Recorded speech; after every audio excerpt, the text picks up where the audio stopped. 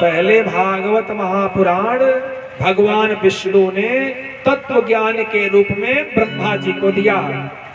समय आया तो ब्रह्मा जी ने अपने मानस पुत्र नारद जी को दिया। नारद जी अपने पास रखे। जब ऐसा अवसर आया तो वेद व्यास जी को दे दिया और वेद व्यास जी ने भी 18,000 श्लोकों की रचना की और अपने पुत्र सुखदेव को दे दिया। और सुखदेव जी महाराज समय आया तो राजा परीक्षित को श्रीमद् भागवत महापुराण का ज्ञान देते हैं और वहीं से एक कथा इस संसार में प्रकाशित हो जाती है। बोलिए भागवत भगवान के। इसके बाद कहते हैं कि देखो ये जो भगवान है ना कन्हैया, यस्याम वै श्रूयमाणाना कृष्णे परम पौरुषे भक्तिरुत्पद्यते पुंसः शोक मोह भयापहा। जिनके श्रवण मात्र से भगवान में मनुष्यों की भक्ति होती है, शोक मोह भय आदि सब निवृत्त हो जाते हैं। ये भागवत महापुराण ज्ञान का भंडार है। और यहाँ सूत जी महाराज कहते हैं सौनक आदि ऋषिगण लोग, देखो जब मैं राजा परीक्षित के बारे में सुनाऊंगा ना तो समझ लो कि तुम्हारा जो भी प्रश्न है उसका उत्तर स्वतः ही मिल जाएगा। क्योंकि इस भागवत महापुराण को सुनाया किसने? सूत जी महाराज ने। किसको सुनाया? सौनक आदि ऋषियों को। दूसरी बात किसने सुनाया? नारद जी ने सुनाया। किसको सुनाया? वेद व्यास जी जैसे महाराज को। तीसरी बात सुखदेव जी महाराज ने सुनाया। किसको सुनाया? राजा परीक्षित को। सुखदेव जी महाराज जो जन्म से ही जंगल के तरफ निकल करके भगवान की भक्ति में लीन है। ऐसा परम वैरागी जो सुखदेव हैं वो सुनाते हैं राजा परीक्षित को। तो जो राजा परीक्षित हैं उनके अंदर अनुवांशिक पवित्रता है। एक बात जान लो, भगवान सबको नहीं मिलेंगे। अभी आप लोग गा रहे थे ना भजन कि करो शुद्ध अंतः करण धीरे धीरे। जब तक मन पवित्र नहीं होगा तब तक कन्हैया की प्राप्ति। तो परीक्षित को भगवान की प्राप्ति हुई तो कहते हैं कि उनके अंदर अनुवांशिक पवित्रता थी। उनके पूरे खानदान के लोग ही पवित्र थे। उनके खानदान में एक से बढ़ के एक लोग थे। सोचिए महाभारत का युद्ध हुआ और उस महाभारत के युद्ध में विजय श्री को प्राप्त किया तो महाराज युधिष्ठिर ने किया। लेकिन यदा मृधे कौरव सृंजयानाम वीरेश्वतो वीरगतिं गतेषु ब्रिकोदरा वेद गदाभिमर्श भग्नोरुदंडे धृतराष्ट्रपुत्रे।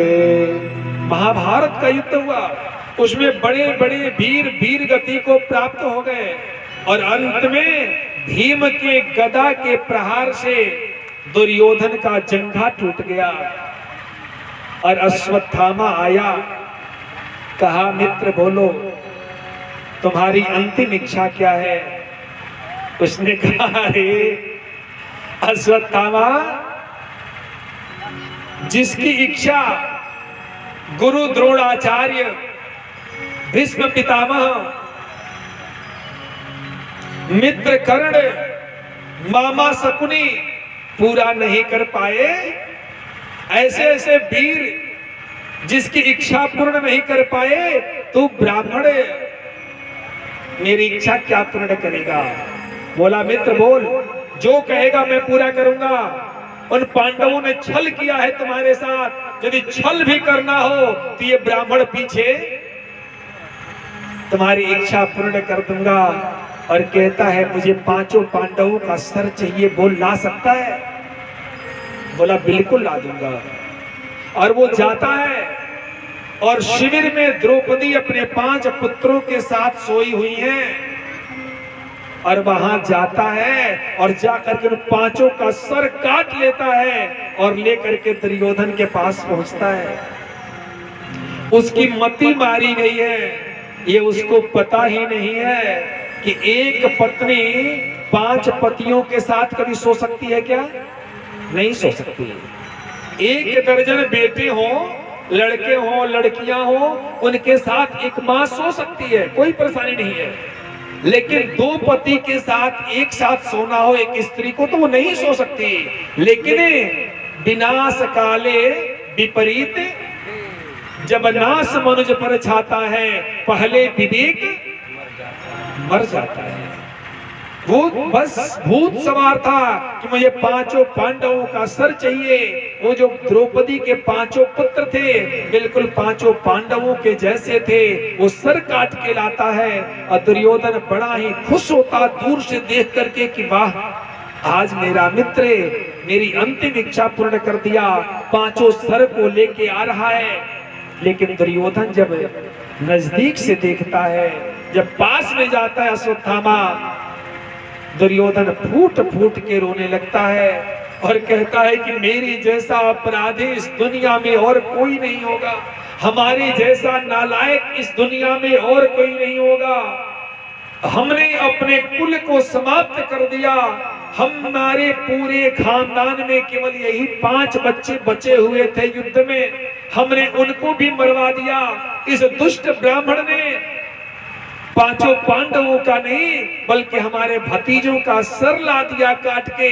मेरे जैसा कुल द्रोही इस संसार में और कोई नहीं होगा। बहुत ही दुखी होता और जब दुख होता उस समय उसके प्राण पखेरु उड़ जाते हैं, शरीर से प्राण निकल जाता, क्योंकि उसको साफ मिला हुआ है कि जब उसको सुख और दुख दोनों की प्राप्ति एक साथ होगी तो उसके प्राण निकल जाएंगे और दोष के प्राण निकल जाते हैं। बोलिए आनंद कंद भगवान के। क्योंकि भगवान तो 5 पांडवों को लेके कहीं और जा चुके थे, क्योंकि वो जानते थे कि आज कुछ विशेष होने वाला है। सुबह आते हैं, द्रौपदी रो रही हैं। अर्जुन ने कहा द्रौपदी रो नहीं, वो जो आतताई है, दुष्ट ब्राह्मण है, मैं उसे छोड़ने वाला नहीं हूं, मैं उसका वध कर दूंगा। और दौड़ाते हैं, अश्वत्थामा को पकड़ लेते हैं। अरे अश्वत्थामा ने ब्रह्मास्त्र का प्रयोग किया, भगवान ने बताया ब्रह्मास्त्र इसको काटो, तुम भी ब्रह्मास्त्र चलाओ, क्योंकि वो चलाना जानता है, लौटाना। पुनः अर्जुन ने चलाया ब्रह्मास्त्र का तेज, ब्रह्मास्त्र से लड़के कम हुआ, पुनः अर्जुन ने उसे लौटा लिया और उसको बंदी बना लिया और बंदी बना करके लेकर के आ जाते हैं द्रौपदी के सामने। और द्रौपदी के सामने ला कहते हैं द्रौपदी देख, यही दुष्ट है ना जिसने तुम्हारे 5 पुत्रों का सर काटा है, मैं इसे छोड़ूंगा नहीं, इसका सर काट डालूंगा। और वो जो ही सर काटने के लिए आगे बढ़ते आवाज देती हैं मुच्यता मुच्यता मेघ ब्राह्मणो नितराम गुरु, छोड़ दो छोड़ दो, क्योंकि ब्राह्मण जो होता है वो नित्य गुरु होता है। द्रौपदी ने कहा छोड़ दो छोड़ दो छोड़ दो, ये तुम्हारे गुरु जी का बालक है, लड़का है, इसे मत मारो। अर्जुन ने कहा द्रौपदी कैसी बात करती हो तुम, ये दुष्ट है, ये आतताई है, सोए हुए नन्हे मुन्ने बालकों का सर काटने वाला है, इसे छोड़ना ठीक नहीं है। द्रौपदी ने कहा कि नहीं अर्जुन छोड़ दो इसे, मैं अपना दुख सहन कर सकती हूँ, लेकिन मैं उस गुरु माता के दुख को सहन नहीं कर पाऊंगी। जब तुम्हारी गुरु माता सुनेंगी कि मेरे बेटे की हत्या उन पांडवों ने कर दी, तो एक पुत्र के मरने के बाद कितना कष्ट होता है एक माँ को, मैं खूब समझ रही हूँ, क्योंकि हमारे 5 पुत्र इस समय मारे गए हैं और उनका एक ही बेटा है, वो भी मर जाएगा। तो वो भी दुखी हो जाएंगे। इसलिए मैं दुख सह सकती हूँ, मैं रो सकती हूँ, लेकिन गुरु माता को रोते हुए नहीं देख सकती। भीम छलांग मार के खड़े होते, कहते रे द्रौपदी चुप, ये दुष्ट